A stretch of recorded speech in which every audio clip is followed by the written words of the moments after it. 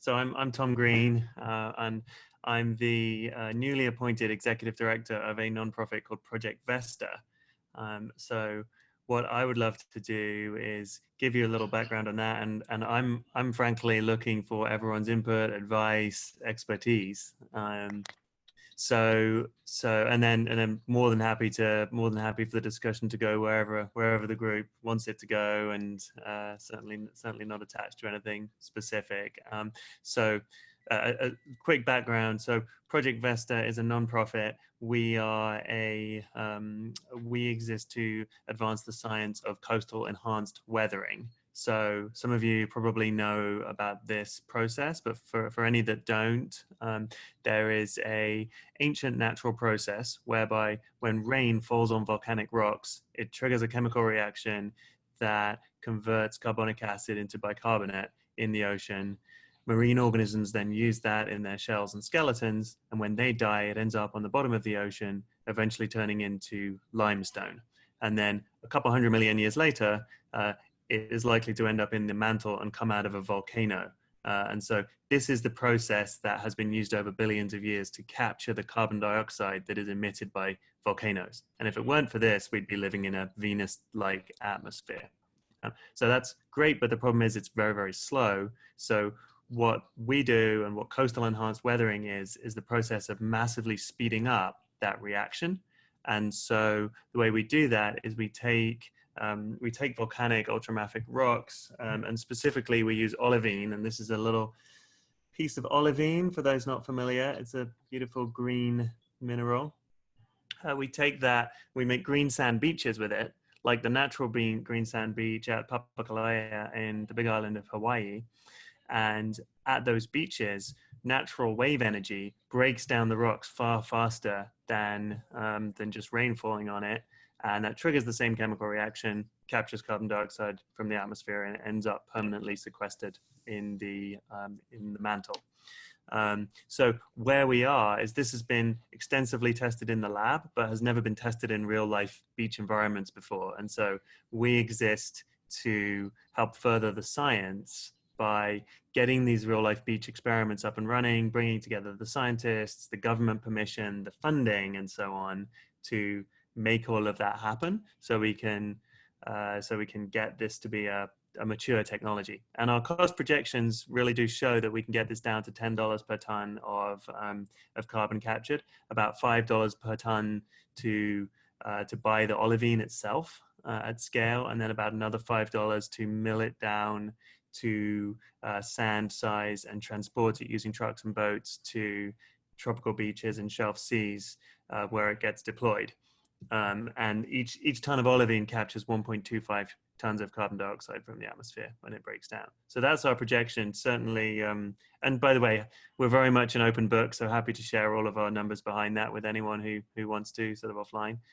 And what I wanted to do really was just, I'm sure there's a lot of experience in the room here and a lot of different perspectives.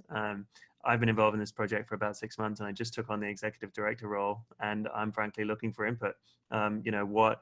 What do you think we should be focusing on? What are some questions that you have? What are the pitfalls we need to avoid?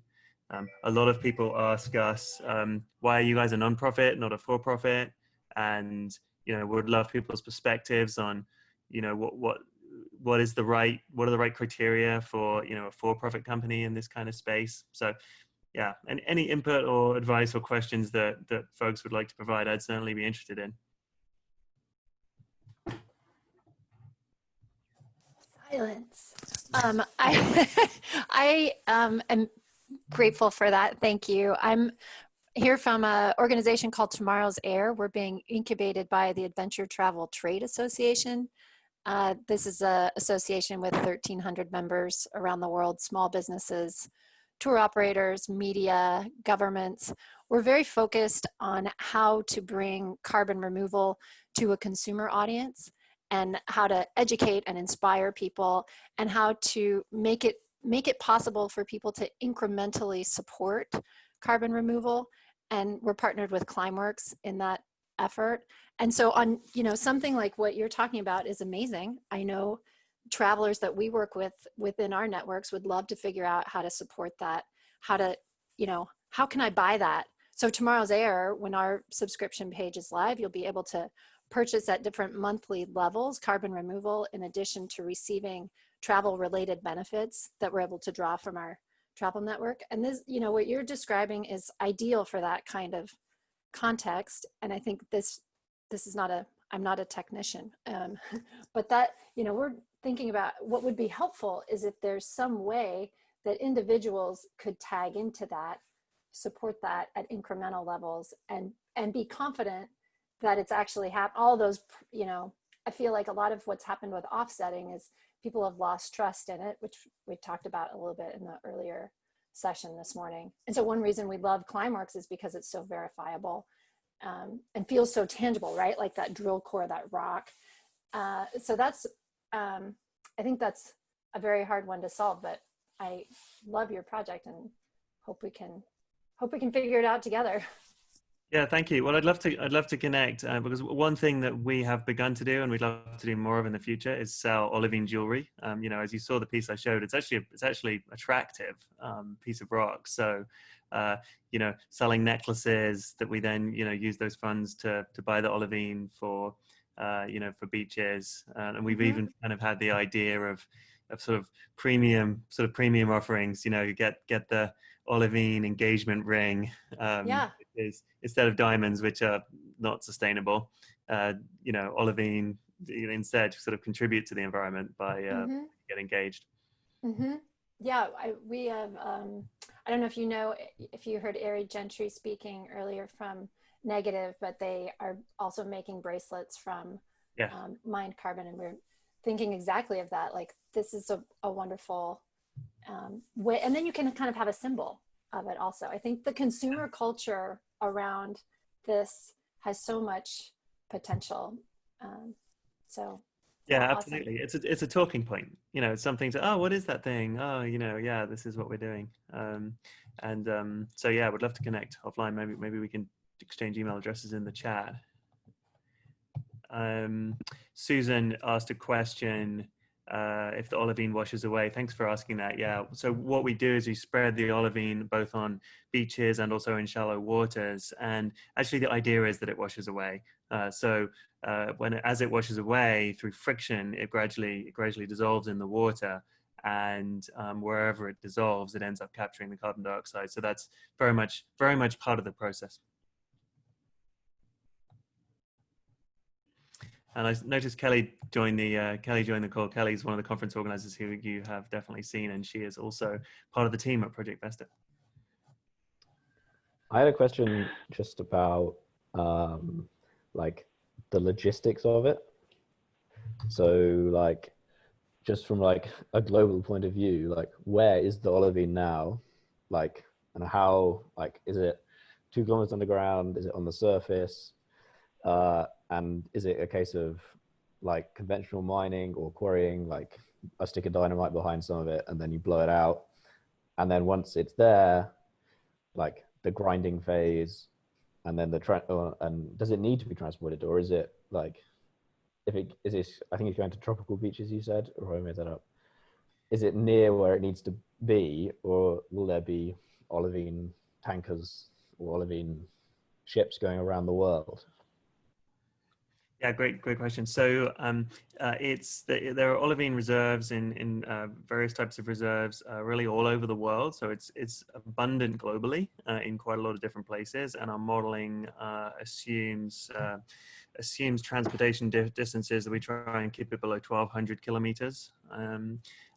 It's mostly fairly shallow, so it can be quarried rather than sort of deeply mined. Although there are some cases where it is actually already in big piles of tailings at mines, copper mines, for example, where it's basically just been discarded because it's nothing like as valuable as the copper deposits. So the idea is, you mill it on site, and then you need the wave action to really break it down. So it does need to be transported by shortish distances by land vehicle and then by boat. But yeah, I mean, sensible people ask good questions about, well, what about the environmental impact of mining and quarrying? And we're very, very cognizant of that, making sure that the overall net impact of this is positive, and not just the not ignoring the mining. And just sorry to hog the thing, but one other thing is, what's the time scale like? So you talk about, I think you said it captured 1.25 tons per ton of olivine. Maybe that was wrong, but anyway, yep. Like, what's the time scale for that? Like, is it going to take 1,000 years of breaking down, or is it going to take 6 months of breaking down? Great question. So the time scale is still, there's still a reasonable degree of uncertainty around the scale, because this hasn't been tested in real life beaches yet, but estimates vary from a handful of years to a decade or two. And that's something we're going to be looking to optimize during the pilot phases. The higher energy the beach, the better. So beaches with a lot of waves, and that's also why, as you correctly mentioned, tropical beaches, because the warmer water temperature increases the speed of the reaction. And then a question related to the washing away. So the tons of CO2 per ton of olivine, that's the sort of theoretical maximum if at the end of the day all of the olivine reacts? Is it like, how much of it do you expect to, in a real life situation, be buried or sort of not end up taking CO2 out of the air? And then what are the implications for scalability and your sort of $10 number? Have you looked at that? Yeah, so it basically scales. It scales linearly. So if 10% of it, or if 50% of it doesn't get broken down, then that doubles the cost. So the modeling that we have so far, and again, this needs to be sort of validated in sort of real world studies, but we believe the vast majority of it will end up breaking down. The only thing that would prevent it from breaking down would be getting sort of buried in the deep ocean. But doing this in the continental shelves where there's significant sediment transport are fairly wide, so there's plenty of space for it to get broken down before it ends up in the deep ocean. But we'll be doing a bunch of sampling to figure out where it's going, to try to track as closely as possible how much of it breaks down. Great. And then are there capacity constraints? Like, do you have enough applicable beaches, like for the previous questions about the sort of more logistical sides of this? If you can you get to gigaton scale, I guess is the question. It's one of our favorite things about the project, the scalability. Yeah, we can get to gigaton scale. So the olivine is in massive excess. That's not a problem. Another constraint is the availability of coastline. So with 2% of the world's shelf seas, we can capture over 50 gigatons a year. So basically 100% of human emissions. There's some analysis, some published paper, peer-reviewed journal that showed that if you spread olivine in the area between England and sort of France and Holland, so that kind of the southern bight of the North Sea and the English Channel, that would be sufficient to capture all of the emissions from those neighboring countries. So the scalability is very high. And then the other thing is kind of mining and quarrying capacity. So the one statistic just to throw out there, if you took all the people who are currently mining coal in China and you switch them to mining olivine, you'd have over twice as much olivine as you need to capture 100% of human emissions. So we're really excited about the scalability of the project. And I just want to introduce, I just noticed that Eric Matzner joined the call. Eric is one of our founders, and really this whole project was his brainchild. So I just want to welcome Eric to the call. Hello, everybody. This is an actual green sand beach behind me that our project is essentially inspired by, which is a volcanic cone in Hawaii it's called Papakolea, and it's a volcanic cone that is full of olivine. And so thanks for introducing me, Tom. And I'm sure you've already explained that we're essentially recreating this on global scales for as much CO2 as we need removed. Yeah, and I'm noticing a lot of questions in the chat. Let me just try and kind of flash through some of them. The quantification data, yes, we'll post a link in the Slack. Is probably the best thing for the data quantifying the $10 a ton number. Let's see, Susan. I don't think we've connected with Peter Kellerman. So Susan, I would love to connect with you if we could get an introduction there. Susan, I don't know if there's anything you wanted to say about that.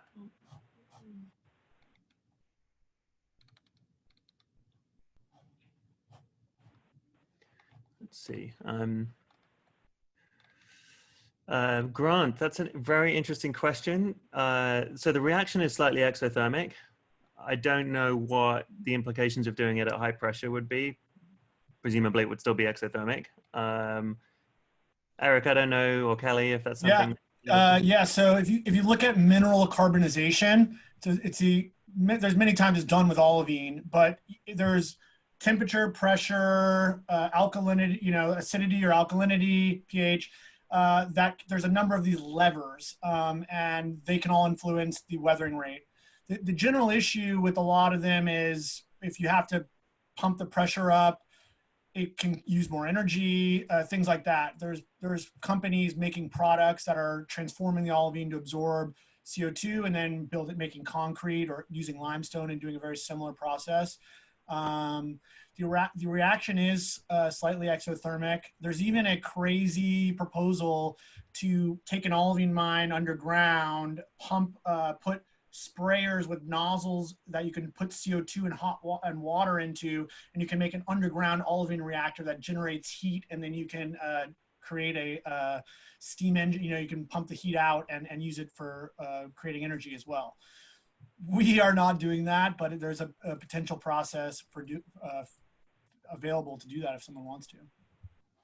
So Jen asked the question, about resorts basically paying to bring sand in. So why not? Basically, the question is why not bring in olivine sand? And completely agree with you. I think that's a great idea and something that we plan to pursue. And Jen, I don't know if you wanted to comment further on that or. It's known as beach nourishment, and the United States is spending at least $50 to $75 million per year to nourish coastlines, and especially with increased sea level rise and hurricanes and other things, even more funding goes to that. So a very simple policy thing we would like to do is get olivine sand able to be used for nourishment. And so that's definitely something we're targeting. Mind you, already in the world, 50 billion tons of rocks and sand is mined each year. So there's already a huge infrastructure. We'd love to switch some of that over to olivine. Yeah, no, I won't add much. I just, my sister lives on the Big Island, and I know that the Hopuna Beach that I rode in there, I feel like it's a Marriott resort maybe is up there, or maybe it's Mauna Kea. Anyway, there's a bunch of resorts on the Big Island. A lot of them pay to bring sand in. So if there is olivine, near the islands, it might make sense for a pilot or two there. Yeah, absolutely. Love that idea, especially because Hawaii is already the site of one of the few natural green sand beaches in the world. And then I want to go back to Craig's question. Do you see certificates as off the table? And Craig, if you're in the room still, I don't know if you wanted to comment on that anymore. Yeah, I was just thinking about carbon.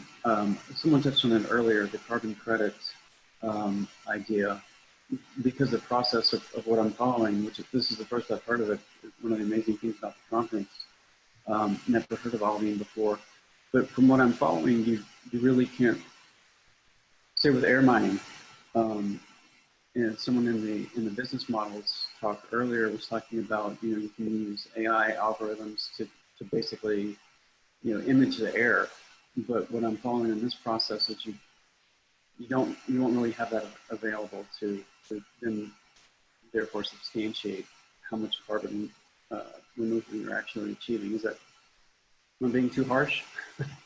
Well, no, I think the way that we will substantiate this is through our through that, there's a few sort of scientific threads, right? So one of them is enclosed lab experiments prove that when 1 ton of olivine breaks down, it captures 1.25 tons. So that's sort of one starting point. Then, of course, how much of it breaks down in the ocean. So that's then what our pilot experiments are for, to demonstrate that. And then I think the leap that we'd be looking to make, essentially, and I'm interested in your feedback, interested in anyone's feedback as to whether this is reasonable or not, is okay to say, well, these experiments have shown that this is the amount of carbon that gets captured when we deploy. Now we're going to go spread olivine on this large area that cannot be measured.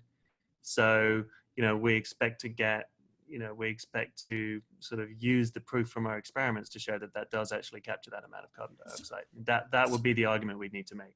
Also, in those deployments, we're going to have monitoring equipment in the water. And so based on the excipitants, changes in certain molecules in the water, we can demonstrate a weathering rate.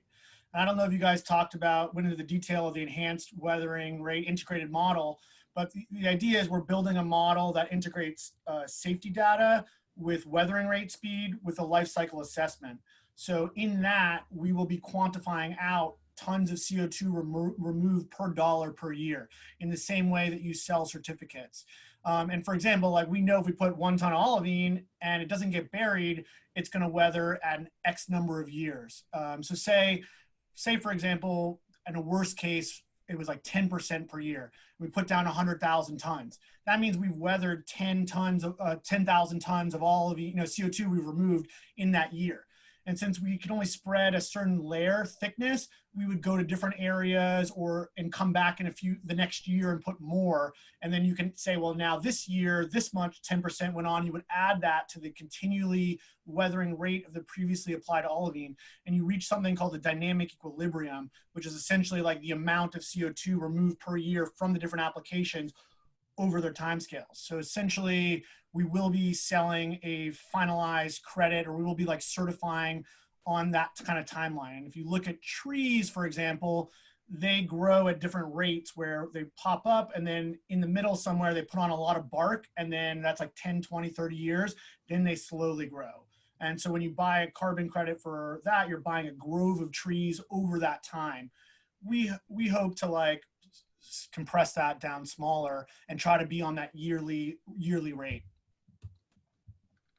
Okay, good stuff. Thank you. On that, maybe in the interest of throwing out just ideas. So one is from a sort of the public perception communication issue that I think Christina brought up earlier.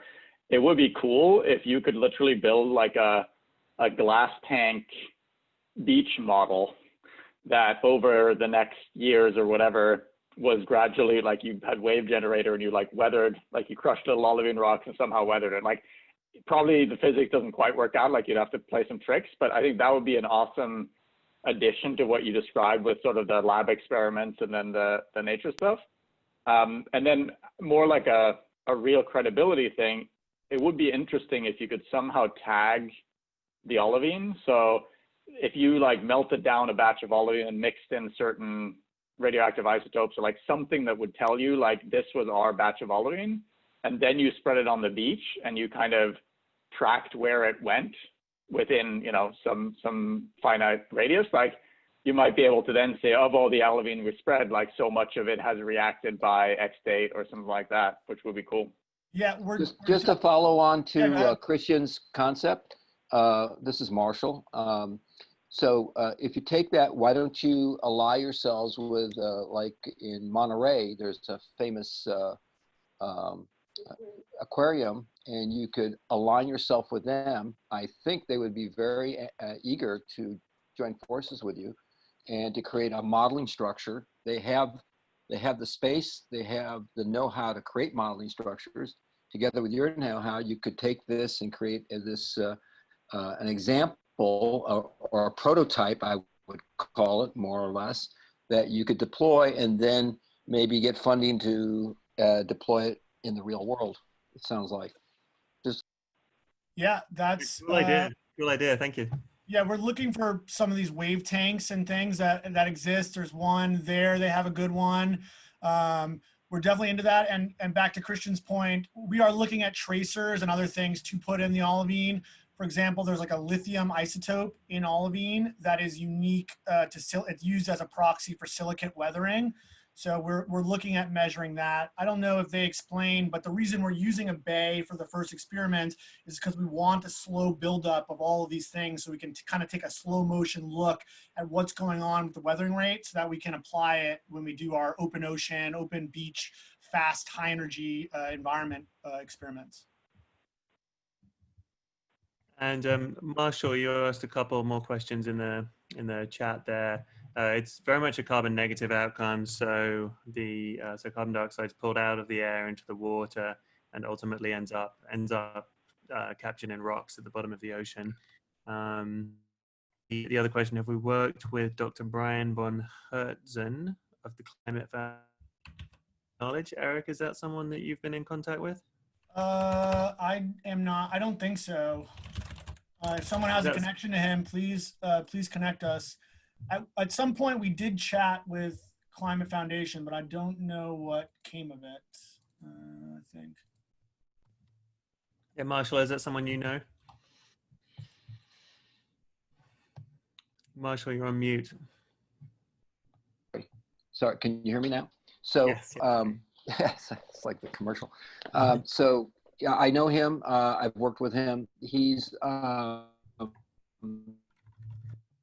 served on the cost action committees in Europe, in the EU. And one of the things that he's done a lot of work on ocean development of coral reefs and things like that. So he may be able to bring some knowledge to your base. And also, he's currently he's locked down in Singapore, by the way. He went there on a business trip and he got locked down. But so I'll connect you guys to him and make an introduction. That would be great. Thank you. Love that. Do we have your contact details yet? I'll put my email in the stream here, or in my LinkedIn also. Perfect. Thank you very much, and thank you to those of you who've put your LinkedIn and so on in the chat. And if anyone else wants to connect with us, please just put your contact details in there, and we'll be happy to follow up with you. And Craig, looks like you said you kind of put a teaser out there. Is there a specific strategy going as a nonprofit? So this is, one of those questions that we get often. Part of the idea of Project Vesta is to bring together all of the various scientists, government, and the people that are needed to make this project happen. And when you have a for-profit motive, it creates barriers. It creates like who's getting equity or this and that, when we're really doing this for the world. And we're doing this to create a model that's open source, that governments and other organizations will be able to take this weathering model that we've created and apply it to their projects. And Project Vesta, we have this great graphic, it's not here, but we sit at the center between scientists, government, and the people, including the public funders, granting organizations. And we don't need a profit motive to carry this across the chasm from scientific research to deployable technology. Our goal is to move this up the technological readiness level scale so that commercial organizations can finance projects based on the science that we've done. And so there is potential for profit companies to form after that. I kind of look at it like a Linux or Red Hat Linux. For example, Linux is open source, but to help implement Linux and customize it, you go to this private company that's adjusted the model in a different way. So we may be as an organization like that. Other organizations may come out like that. But the idea is that we're working with so many disparate fields. Like just on the science side, we have like geomorphologists, beach geomorphologists, sediment transport experts, all sorts of other weathering people, ecotoxicology, et cetera. So there's a lot of groups that need to come together, and that's part of why this has never happened thus far. And so we're trying to put everything together in one piece. Plus, we still are able as a nonprofit to sell carbon credits and fund our organization. So it just is completely reinvested into the project instead of going into somebody's pocket. And there's grants and other things available for nonprofits that can help us take it across the chasm. Yeah, and maybe just to follow up, because I kind of put that teaser out there at the beginning, you know, because as Eric mentioned, a lot of people say to us, well, why is this a non-profit? And as Eric said, you know, we want to keep the science pure, but I'm actually interested in people who have relevant experience, kind of like what is the right, you know, what is the right strategy here? What is the right moment for a company to emerge with a profit motive to get this done in terms of, you know, scaling more quickly and so on. So any views on that would be appreciated. I guess there's one first question to kind of start that off. I'm curious, I'm sure you guys have already thought about this. What are kind of the existing, you know, larger corporations that would be, you know, more able to kind of implement this at scale, whether it's the companies that are, you know, importing and exporting sand or are involved in the mining business, or whether they're the resorts that are the consumers of purchasing kind of beachfront minerals. Because maybe that, thinking from that perspective, might give some answers about, you know, whether or not you as an organization, like what that business model would look like. Yeah, absolutely. You know, mining companies, not the companies with the best environmental track record necessarily, but yeah, mining companies would obviously be in a position to extract large amounts of olivine, and they already have the transportation supply chains in place to get it to ports, which is where we'd also need to get it to. So that is certainly one avenue, right? So yeah, that's one place to start. I mean, I think resorts is an interesting one. They're probably not going to be. That's probably more coming back to Christina's point about public acceptance and excitement, right? Like they're not probably going to do it at the kind of scale that would, you know, capture gigatons, but you know, can certainly help with public acceptance. Can I make a suggestion? So there's several business models that beyond not-for-profits. If you wanted to attract and turn a threat into an opportunity, meaning, let's say, a mining company that could be seen as a threat to the environment, and turn them into a conscionable green type business, you might approach them. But the way you might want to do it is set yourselves up as a benefit corporation that has what's known as a triple bottom line approach. In other words, give them a fair New England return on investment, don't try to become Google. And at the same time, quantify and measure your environmental impacts, which you're doing, but also create a social impact that you can quantify and measure. Our company, for example, does joint ventures. You could do a joint venture with them. And in that joint venture, we have one in Idaho, where the closest hospital is 100 miles away. So we take 1% of our profits, our net profits, and we build we're building a center, you know, medical center for urgent care, and also giving environmental scholarships for 2 and 3, 4-year degrees as part of that social impact return, plus pay them a good salary. And so that's something else you might want to think about. Yeah, I love that. It's a great idea. And a related question is, it's sort of like, what's the problem you're solving with your business model, right? Are you currently money constrained in that you can't find donors to support this?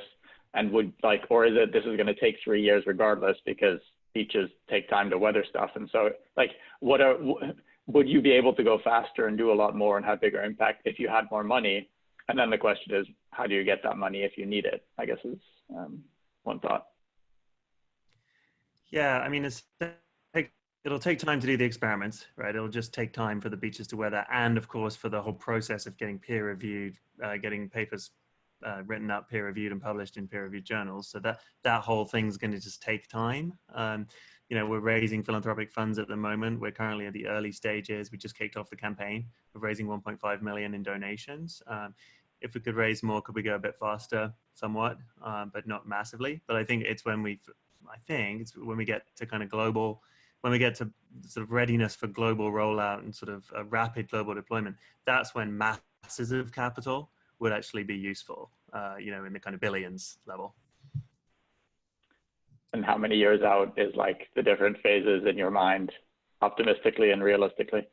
2 to 3. 2 to 3 out from the beginning of, okay, now we can really scale this up.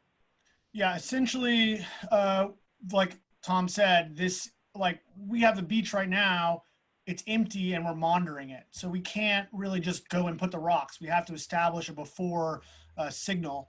And so that's like a constraint. Then we want to know how much does it weather in a year. That's another year. But we will, and after that kind of level, the money starts to make a difference because we can put, we're going to do some weathering rate optimization. And so instead of putting like one experiment, we could put 5 at once, for example. But the idea is, as we have it on our phases, is like phase 1 is essentially pilot projects and demonstration and sub-model optimization. Phase 2 are going to be demonstration pilots around the world in high impact locations. So not necessarily like going to sequester the most CO2, but a place where people can visit and learn about Project Vesta deployments, specific cities that want to be super green or that are on the vanguard. They can have this eco-location type of thing.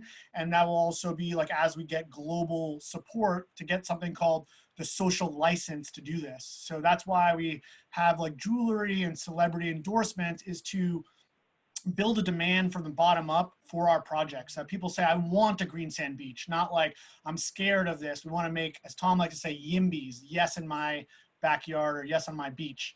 And so the idea is after we get to that scale, then we'll start engaging. And mind you, off the record, we're already engaging with some countries, and they're like ecological and geoengineering, some of them are departments, to look at ways to meet their Paris Agreement goals. So we have like a real timeline that I'm focused on, which is the Paris Agreement has something called a stock take. And that's every 5 years, you look at how each country has done meeting their goals. The first one is going to be in 2023. And for that, there's going to be another major paper coming out in 2022, which is called the AR6. And that's a synthesis report of the different IPCC reports that are being done. So there was the extinction one, and there's one being worked on right now called basically mitigation. And so when those reports are put together, there'll be an entire section of ways to remove carbon.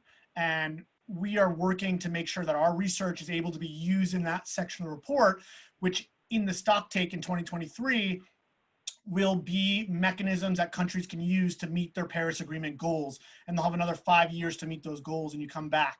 And so we hope within this 5 years, within the next 3 years, to establish our science, demonstrate the possibilities, and then have countries ready to implement it.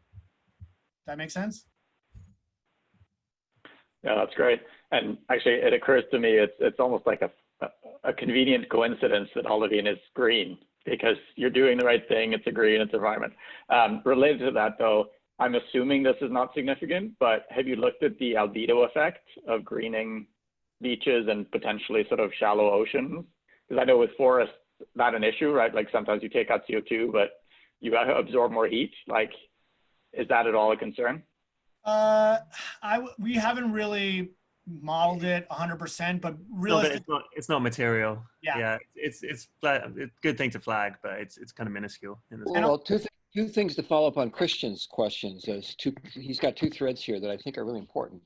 One, on your business approach, your business model, whether it's an NGO or not, you still have to drive to create quote unquote a profit, even if you're an NGO, because if you have no money, you're out of business, whether you're for profit or not.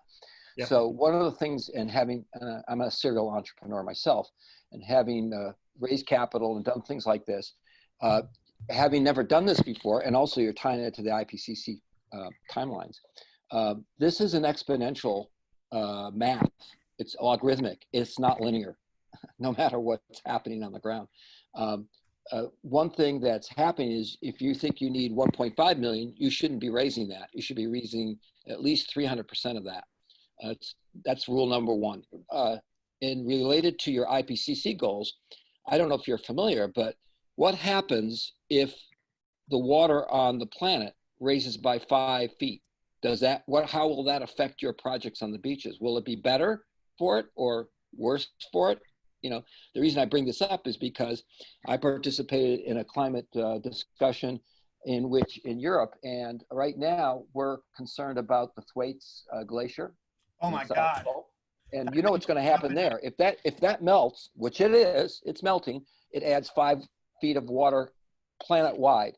But what it's doing is once it melts, there's another glacier behind that, another glacier behind that, another glacier behind that.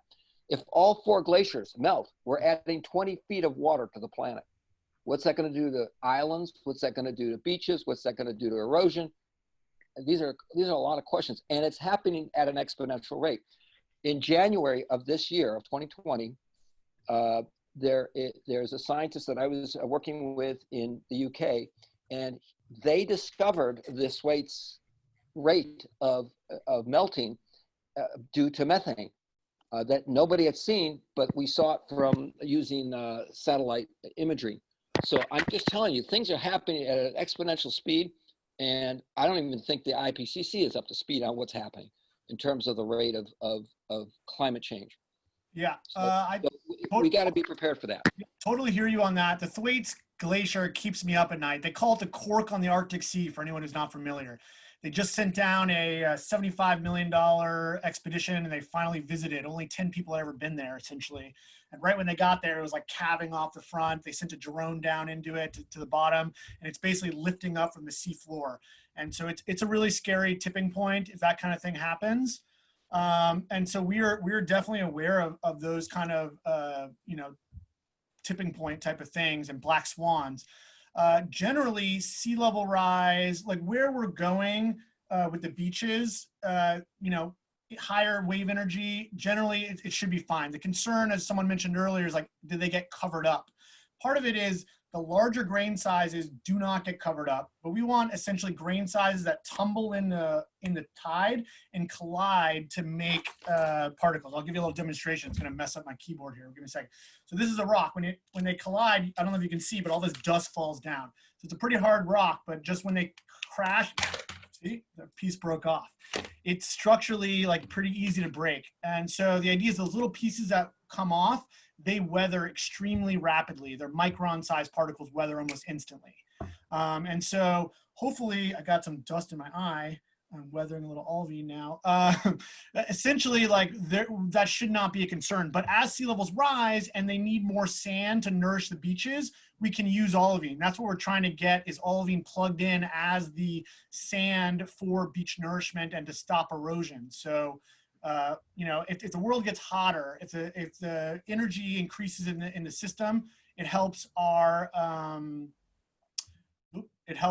process go faster. So hopefully we have some of these feedback mechanisms. Sadly, if the planet gets worse, our stuff gets better. All right. Thank you all very much for that conversation. It was fascinating. I've personally been following Project Vesta for some time, and I'm very curious to see where things go. It's good to see things picking up in the past few weeks.